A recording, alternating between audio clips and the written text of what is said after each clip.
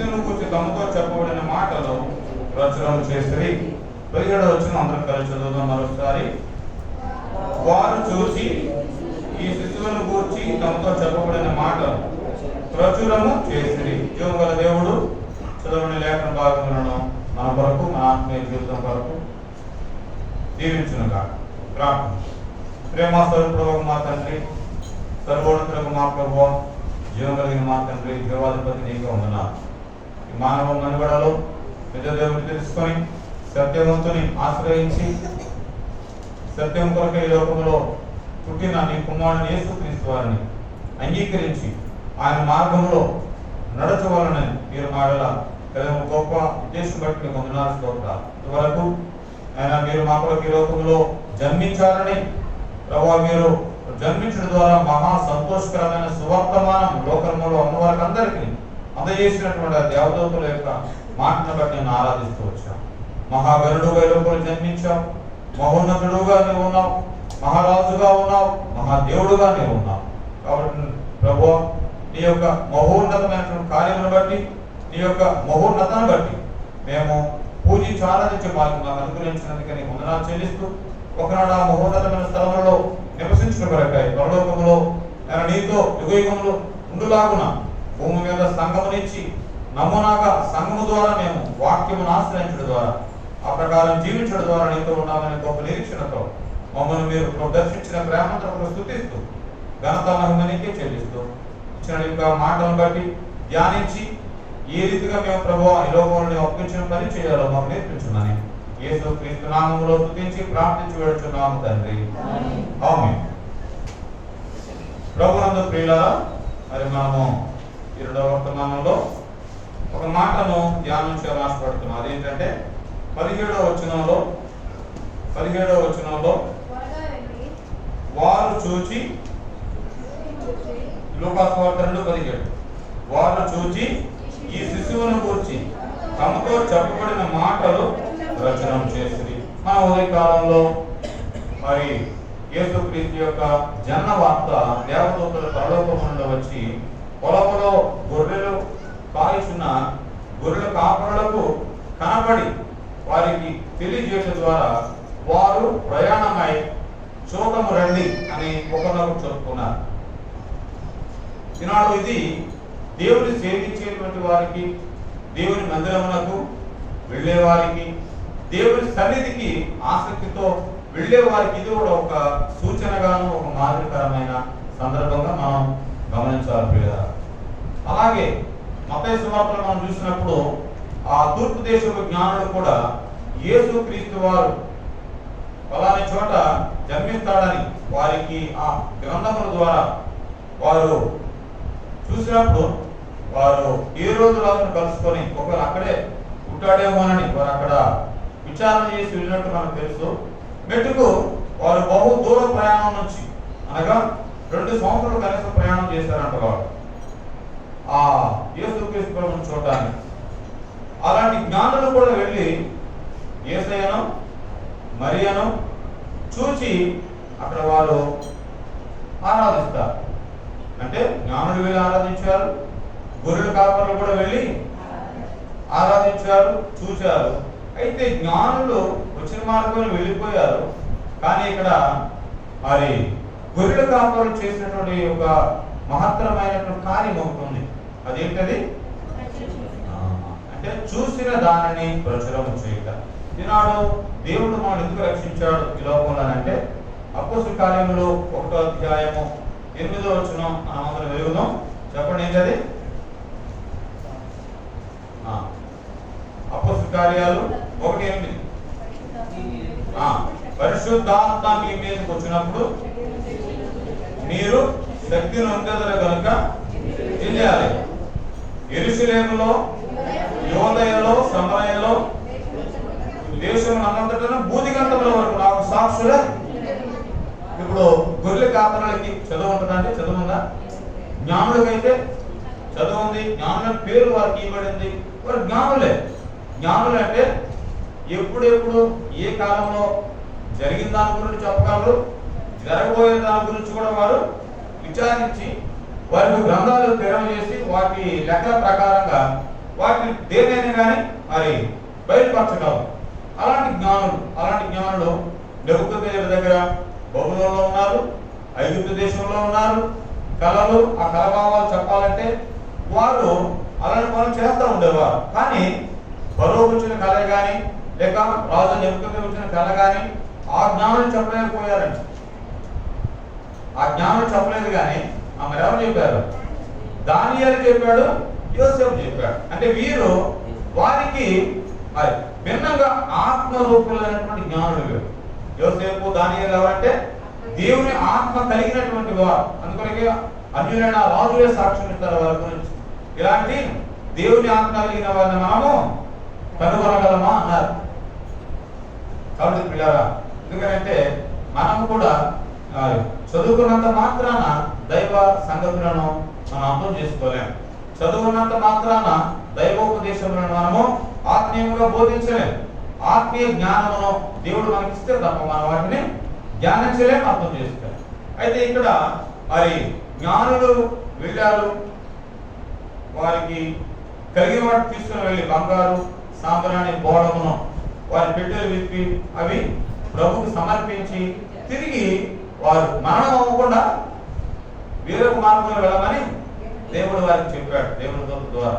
ఎందుకంటే లేదంటే ఏ రోజు వారిని చంపడానికి సిద్ధంగా ఉన్నాడు. ఎందుకంటే ఒకే సమయంలో రెండు కార్యాలు జరిగిపోయాయి. ఒక ప్రక్కన జన్మ జరుగుతుంది, ఒక ప్రక్కన మరణం. అప్పటికి మరణం సంభవించింది. ఎందుకంటే అక్కడ ఏ రోజు ఏం చేశాడు?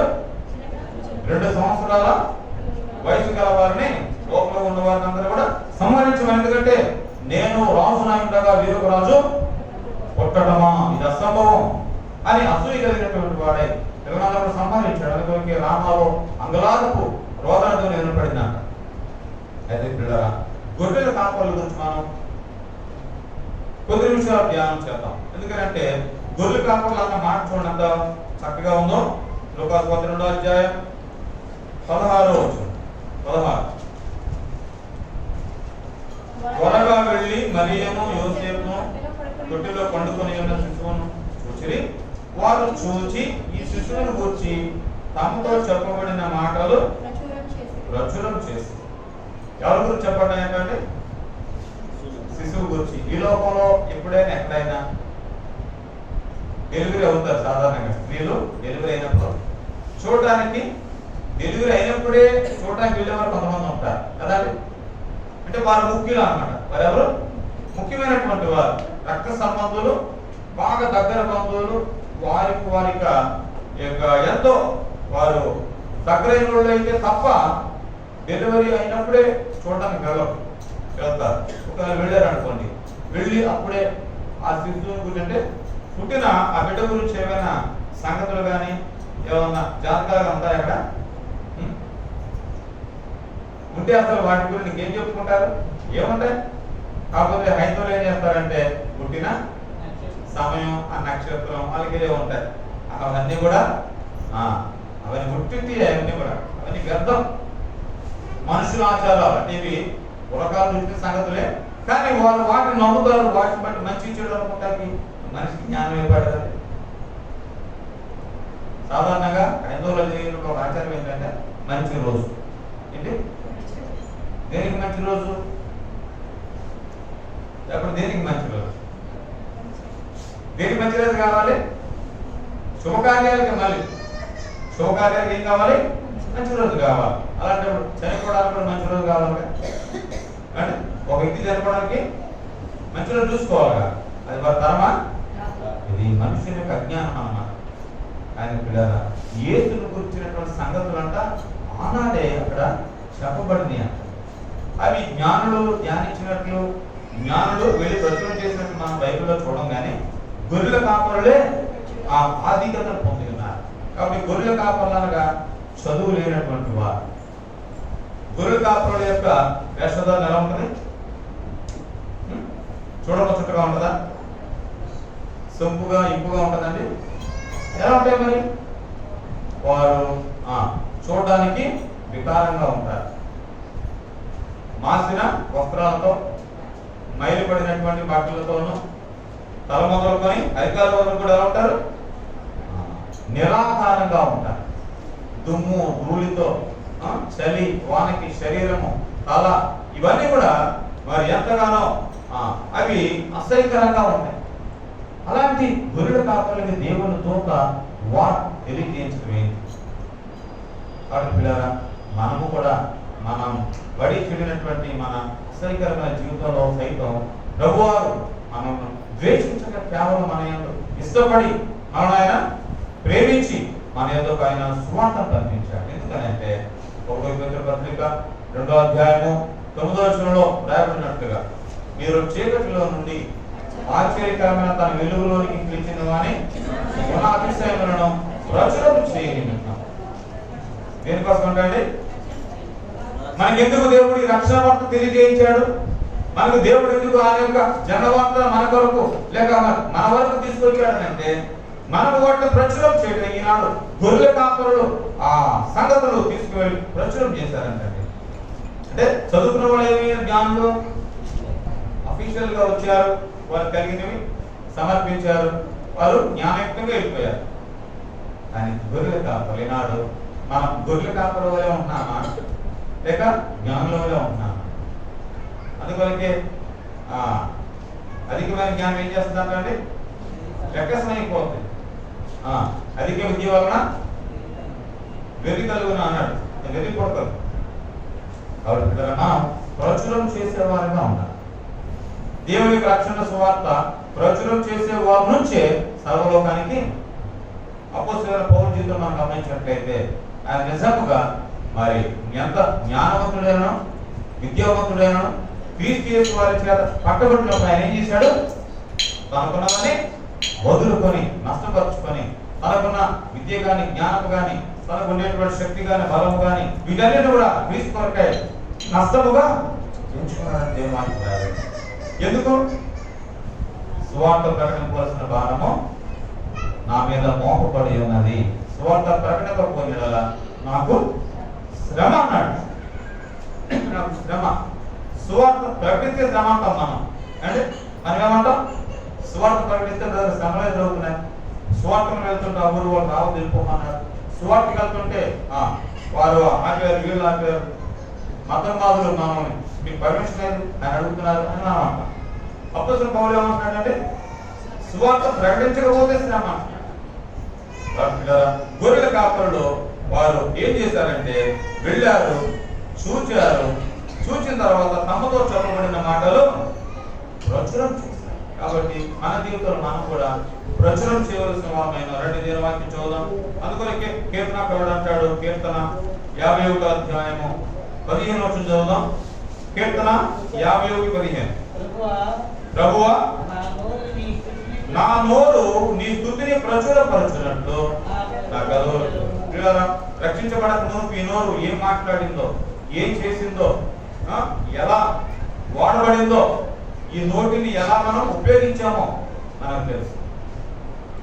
అని రక్షించబడిన తర్వాత యేసు క్రీస్తు వారిని మన హృదయంలో జన్మించడానికి మనం అనుమతించిన తర్వాత, ఆయనే మన హృదయంలో పుట్టిన తర్వాత మనం ఏం చేయాలంటే మన నోటిని దేవుని స్తుతి ప్రచురం చేయడానికే వాడాలి. ఇక్కడ భక్తుడైన దావీదు అంటాడు, నా పెదవులు పెరుగుము అంటున్నాడు. దేనికోసం?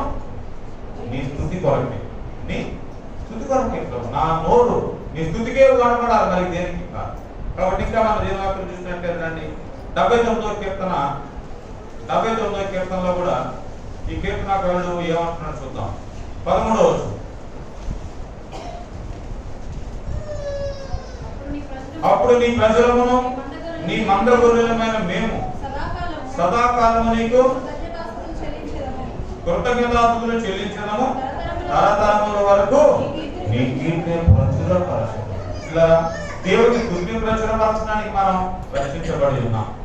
ఈనాడు ఈ క్రిస్మస్ ఆరాధనలో మనము ఎందువరకు ఆరాధించాం ప్రభుని అంటే, ఆరాధన బహిరంగంగా చేస్తున్నాం అంటే బయట చేస్తున్నాం, లోపల చేస్తున్నాం. ఆరాధన లోపల చేస్తాం అంటే దేవుని మందిరంలో చేస్తున్నాం. కానీ ఈ ఆరాధించిన మనం దేవుని యొక్క సువార్త ప్రచురణ చేయాలి.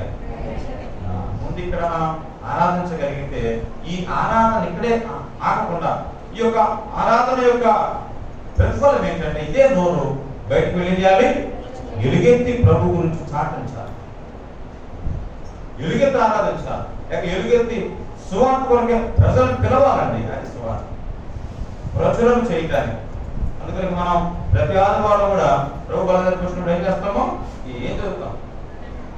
1 కొరింథీ 11:26 మనం గమనిస్తే, మీరు ఈ రొట్టెను తిని ఈ పాత్రలను త్రాగునప్పుడల్లా ప్రభు వచ్చు వరకు ఆయన మరణమును.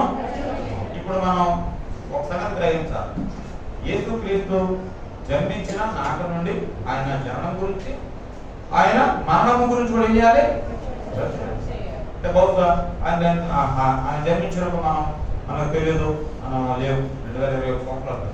అయితే రక్షించబడిన నాటి నుండి కూడా క్రీస్తు జననం గురించి మనం తెలియజేయాలి, ఆయన మరణం గురించి కూడా.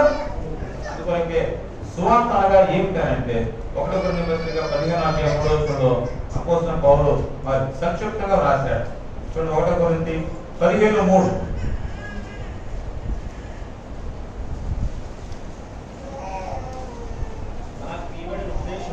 నాకు ఇయ్యబడిన ఉపదేశమును మొదట మీకు అప్పగించితిని, అదేమనగా లేఖనముల ప్రకారము క్రీస్తు మన పాపముల నిమిత్తమై మృతి పొందెను, సమాధి చేయబడెను, లేఖనముల ప్రకారము 3వ దినమున లేపబడెను. ఇది స్వార్థ. అపోస్తలుడైన పౌలు పొందుకున్నటువంటి ఉపదేశం అంటే 3 ముక్కలు. ఏంటంటే ఒక ముక్క లేఖనాల ప్రకారం క్రీస్తు మన పాపాల కొరకు చనిపోయాడు, మన పాపాల కొరకు. రెండవది సమాధి కూడా చేయబడ్డాడు. మూడవది 3వ దినమున లేపబడెను. అంటే మనం ఇండోర్లో చేస్తున్నంత ఆరాధన అవుట్డోర్లోకి వెళ్ళి ఇదే మాటలు బయట చెప్పగలుగుతున్నామైనాడు. ప్రచురణ అంటే ఏంటి? ప్రచురణ చేయడం అంటే ప్రకటన చేయడం, లేక ప్రింటింగ్ చేయడం, పబ్లిష్ చేయడం, అంటే వెల్లడి చేయాలి. 4 గోడల మధ్య మాట్లాడడం చాలా తేలిక.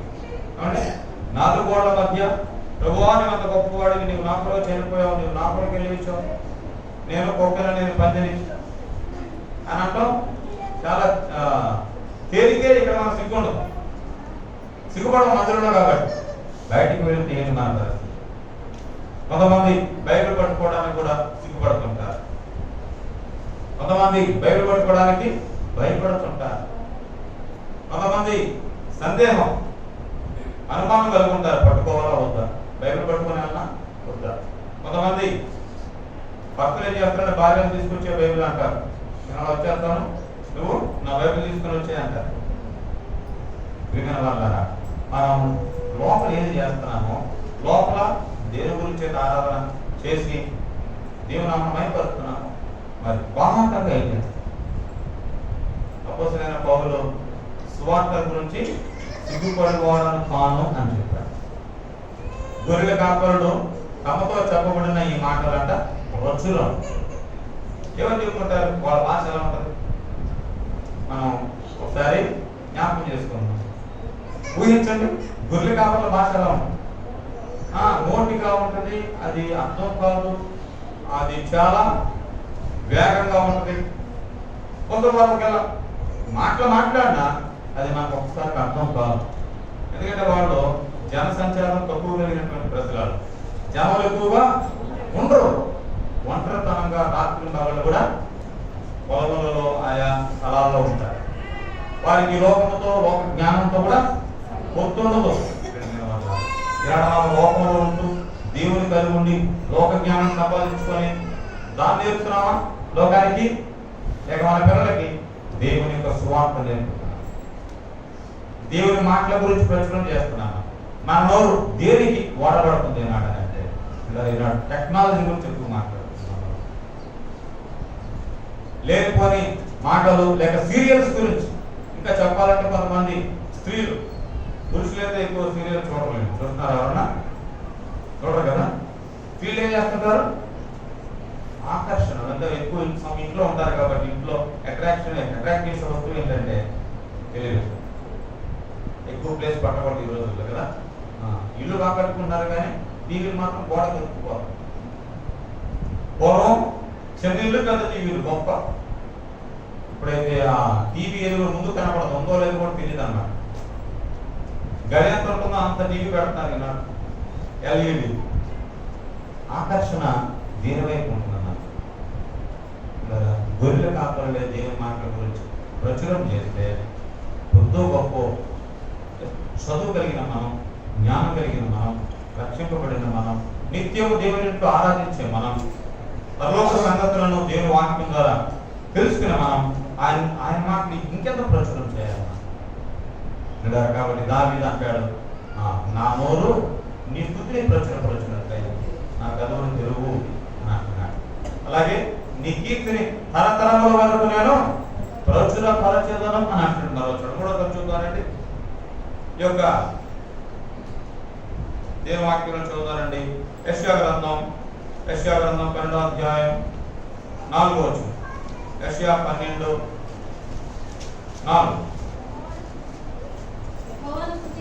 యెహోవాను స్తుతించుడి, ఆయన నామమును ప్రకటించుడి, జనములలో ఆయన క్రియలను ప్రచురం చేయుడి. చాలండి. ఈనాడు మనం జనములలో ఏం చేయాలట? అందుకొరకే మార్క్స్ 16:15 ఈ మాట్లాడడం ఏమని, మీరు సర్వలోకములకు వెళ్ళి సర్వ సృష్టికి సువార్తను ప్రకటించు. క్రిస్మస్ రోజు ఎవరైనా సువార్త పెట్టుకుంటారంట.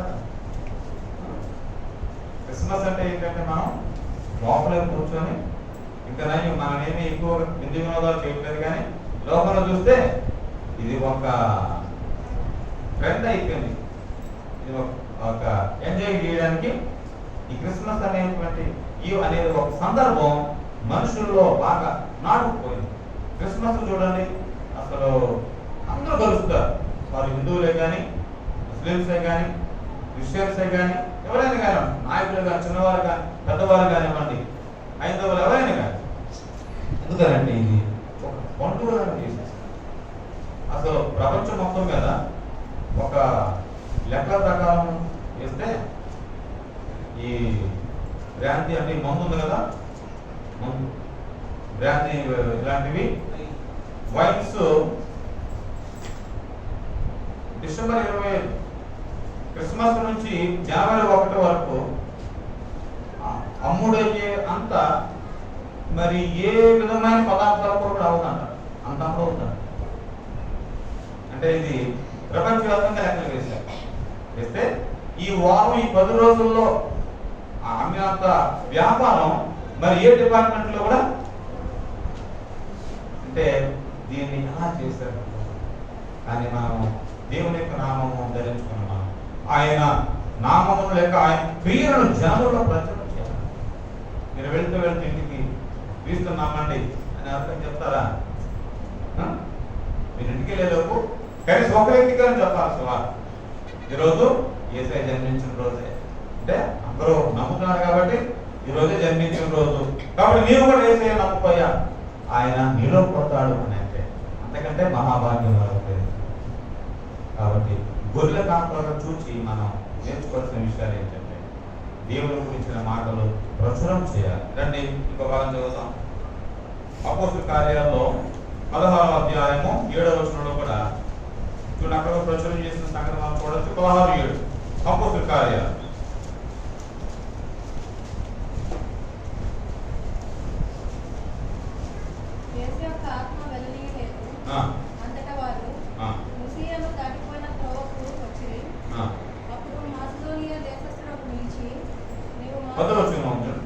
అతనికి ఆ దర్శనం కలిగినప్పుడు వారికి సువార్త ప్రకటించినట్టు దేవుడు మమ్మను పిలిచి ఉన్నాడు అంటండి. అది 17వ వచనంలో బాగుంది. వీరు మీకు రక్షణ మార్గము ప్రచురించువారై, మన గురించి బెత్లెహేము గురించి ఈ ఊరు పట్టణంలో ఇలాంటి సాక్ష్యం ఉంటే అంత బాగుండు. ఏమని బెత్లెహేము వారు రక్షణ మార్గం అనే సువార్త తెలియజేస్తుంటారు. ఎప్పుడు చూసినా వాస్తవంగా మన భారతదేశంలో కానీ ఎక్కడైనా హెబ్రోను సహవాసం అంటేనే సువార్తకు మరో పేరు. సువార్త చేసే విషయంలో దేవుడు ఇచ్చిన దర్శనం దైవజనునికి ఏదైతే మనం పొందామో, ఏది కలిగి ఉన్నామో, దేన్నైతే మనం ఇక్కడ ఆరాధించి హెచ్చించి పూజిస్తున్నామో అదే నామమును అన్యుల మధ్య కూడా ప్రకటించడానికి దేవుడు మనకు అలాంటి స్వర్ణం ఇచ్చాడు. కాబట్టి ఇక్కడ దేవుడు దాసులైన వారి గురించి వారికి సాక్ష్యం ఏంటి? వీరు మీకు రక్షణ మార్గమును ప్రచురించువారు. అంటే వారి పేరు, వారి పని. మనం ఒకసారి మినిస్టర్ ఆఫ్ ది గాస్పెల్ అని కొంతమంది ఒక పేరు పెట్టుకుంటారు, సువార్త. మినిస్టర్ ఆఫ్ ది గాస్పెల్ అంటే సువార్త పరిచారకులమని. నిజమే, మనం అందుకొరకు ఈ లోకంలో పిలువబడి రక్షించబడినటువంటి వారంగా ఉన్నాం. కాబట్టి ఆ రీతిగా గొర్రెల కాపురులు చేసిన పని మనం కూడా నేర్చుకుని చేయవలసిన వారం ఉన్నాం. నీకు చదువున్నా లేకపోయినా, జ్ఞానం ఉన్నా లేకపోయినా, ఏదైతే చూచావో అక్కడ వారి గురించి రాబట్టి మాట, వారు చూచి శిశువుని గురించి తమతో చెప్పబడిన మాట ఏం చెప్పుకుంటారు? బెత్లెహేముకు వెళ్ళారు గొర్రెల కాపరులు, శిశువుని చూచారు, చెప్పబడిన మాటలు అంట. ఏ మాటలు చెప్పుకుంటారు? ఈయనెవరు? లోకరక్షకుడు. ఈయనెవరు? మత్తయి సువార్త 1:20 ప్రకారం తన ప్రజలను వారి పాపములను ఆయనే రక్షించును కనుక ఆయనకు యేసు అనే పేరు. ఎందుకని అంటే కదా, ఆయన ప్రజల పాపమును పరిహరించడానికి లోకంలో మనం ఉదయం జ్ఞాపకం చేస్తున్నట్టుగా ప్రజలకు సమాధానకరమైన వార్త ప్రకటించడానికే ఈ లోకంలో. ఈరోజు క్యాలెండర్ వాక్యం తెలిసి ఎదురు క్యాలెండర్ వాక్యం సర్వోన్నతమైన స్థలములలో దేవునికి మహిమయు ఆయన ఇష్టలైన మనుషులకు భూమి మీద సమాధానం. నీకు సమాధానం లేకుండా క్రిస్మస్ చేసిన, క్రిస్మస్ లో ఆరాధించిన, క్రిస్మస్ సందర్భంలో పాల్పొందిన సమాధానం లేనప్పుడంతా గొర్రె కాపురు సమాధానం కూర్చుంటారు లేదా? వారికి ఎటువంటి పదవులు లేవు కాబట్టి సమాధానం ఏం పోదండి. వారికి జ్ఞానం లేదు కాబట్టి వారి సమాధానం ఎవరు దొంగలేదు. వారు సామాన్యంగా జీవించారు కాబట్టి వారి సమాధానాన్ని కాపాడుకొని సమాధానం కలిగే వీళ్ళకి సమాధానం కలిగి వచ్చారు. ఖాళీగా రాలేదు. ఇంకో మాట ఏంటంటే లూకాసు 2వ అధ్యాయంలో చూడండి, ఆ ప్రక్కనే ఉంటుంది క్రింద 20వ వచనం. అంతటా ఆ గొర్రెల కాపురులు తమతో చెప్పబడినట్లుగా తాము విన్న వాటిని, కన్న వాటినన్నింటినీ కూర్చు దేవుని మహిమపరచుచు స్తోత్రం చేయించు తిరిగి వెళ్ళింది. బహుశా జ్ఞానులైతే బంగారము సాంబ్రాన్ని పోడ పట్టుకుని వెళ్ళారు. అవన్నీ పెట్టెలో నింపుకొని వారు ఒంటెల మీద ఎక్కి ప్రయాణం చేస్తూ కొన్ని మైళ్ళ దూరం, కొన్ని వందల మైళ్ళ దూరం ప్రయాణం చేసుకుంటూ వెళ్ళారు. వెళ్ళి అవన్నీ అక్కడ సమర్పించి వచ్చారు. వారు వస్తా ఏం తెచ్చారో మనకు తెలీదు, బైబిల్లో రాయబడలేదు. కానీ గొర్రెల కాపరులు అంటే చేతులు కర్ర ఉంటుంది ఎంత నాకు తెలుసు. అంతేనంటే ఎవరు దాని దగ్గర అంతే, ఏది కర్ర తప్ప మరీ ఉండదు. అంటే ఖాళీగా వెళ్ళారు. వచ్చేటప్పుడు దేవుని మహిమ పరచుచు ఆయన గురించిన మాట ప్రచురం చేస్తూ స్తోత్రాలు చెల్లిస్తూ వచ్చారంట. ఇదిగో మన దేవుని మందిరానికి వచ్చినప్పుడు, దేవుని వాక్యం విన్నప్పుడు, దేవుని సన్నిధిలో దేవుడు ఖాళీ హృదయంతో వచ్చిన మనల్ని హృదయాన్ని నింపుకొని వెళ్ళేటట్లుగా చేస్తున్నాడా లేదా అన్నది గమనించుకోవాలి. ఒకవేళ నీ హృదయంలో వాక్యం నింపబడి వెళ్తే నువ్వు నీ గమ్యస్థానం చేరే వరకు ఖాళీ ఉండవు. ఎవరు కనబడినా, నువ్వు ఏ వాహనం ఎక్కినా, ఎవరితో మాట్లాడినా ఈ మాటలు ప్రచురం చేయవలసినటువంటి బాధ్యత నీకు నాకు ఉంది. కాబట్టి వారంట కన్న వాటిని గురించి, విన్న వాటిని గురించి దేవుని అంటే కన్న వాటిని, విన్న వాటిని ఏవైతే విన్నారో, ఏవైతే చూసారో ఈనాడు మనం ఏం చేస్తున్నాం అండి? మనం ఏం చేస్తున్నాం? దేవుళ్ళు ఏం చేస్తున్నాం? మనం చూడటం అంటే మనది ఎంతసేపు వింటమే. అదేంటి ఒకవేళ అలాగంటే బ్రదర్ మాకు దర్శనం రావు అని మనం అన్నది అనొచ్చు.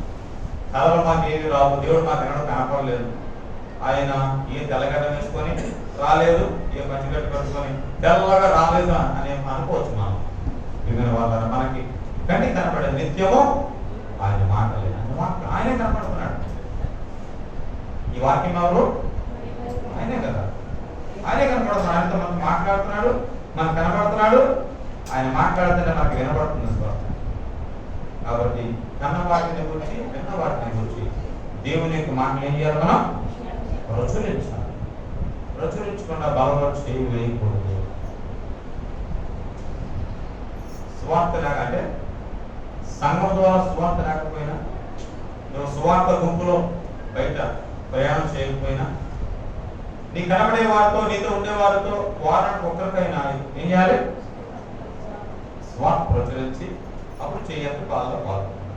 అది యోగ్యం, అది అర్హత, అది దేవునికి సంతోషం. పని చేయని వాడు భోజనం చేయకూడదు అని వాడే జీతమునకు పాత్రుడు. ఏమి చేయడం మన జీతం? ప్రభు ఏమని చెప్పాడండి? మాట చెప్పమన్నాడు. గుడి కాపర్లే చెప్పినప్పుడు మనం చెప్పలేమండి. కాబట్టి చెప్పిన వాళ్ళ 2021-25 డిసెంబర్ క్రిస్మస్ ఆరాధనలో తీర్మానం చేసుకున్నాం. ప్రభువా, నీ యొక్క సువార్త, నీ మహావార్త, నీ స్తుతిని నేను ప్రచురం చేస్తాను. కనీసం వారం ఒక్కరికైనా, రోజుకు ఒక్కరికైనా చేయాలి. కనీసం మనం వారం ఒక్కరికి వేసుకుందాం అని వేసుకుంటే నీ యొక్క కార్యం ద్వారా, నువ్వు చేసినటువంటి ఆ సువార్త ద్వారా ఆ ఆత్మ ఎప్పటికైనా రక్షించబడుతుంది. ఆ ఘనత నీకే, ఆ బహుమానం దేవుని దగ్గర నీకే ఉంది. కాబట్టి ఆ రీతిగా గొర్రెల కాపరి గురించినటువంటి ప్రచురించబడిన మాటలు మనం కూడా ఆత్మ జీవితంలో ప్రచురిస్తూ నూతన సంవత్సరంలో ప్రవేశించడం కాక దేవుడు మనకు సహాయం చేయండి.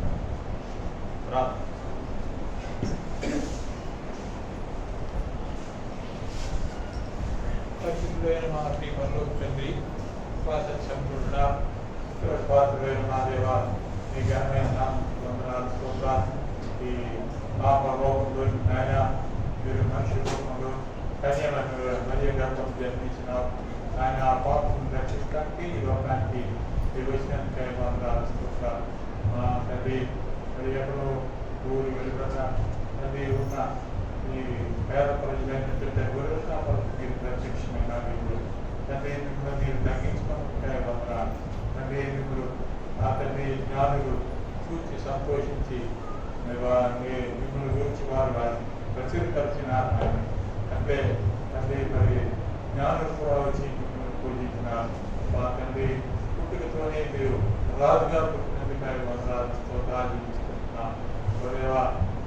తండ్రి మరి జ్ఞానులు ఆరాధించినారు, తండ్రి సుఖయాన్ని ఆరాధించినారు, ఆ ప్రభా గొర్రెల కాపులు కూడా ఆరాధించినారు. నాయన ఇది నాలో నాయన మరి మమ్మల్ని దర్శించిన దాన్ని బట్టి మమ్మల్ని వెలిగించిన చేసిన మీ ప్రేమ బట్టి వందనాలు. నేను కూడా ఆత్మతో సత్యంతో ఆరాధించే వాటిని మాకు అనుగ్రహించినందుకు వందనాలు పెట్టుకున్నాయన.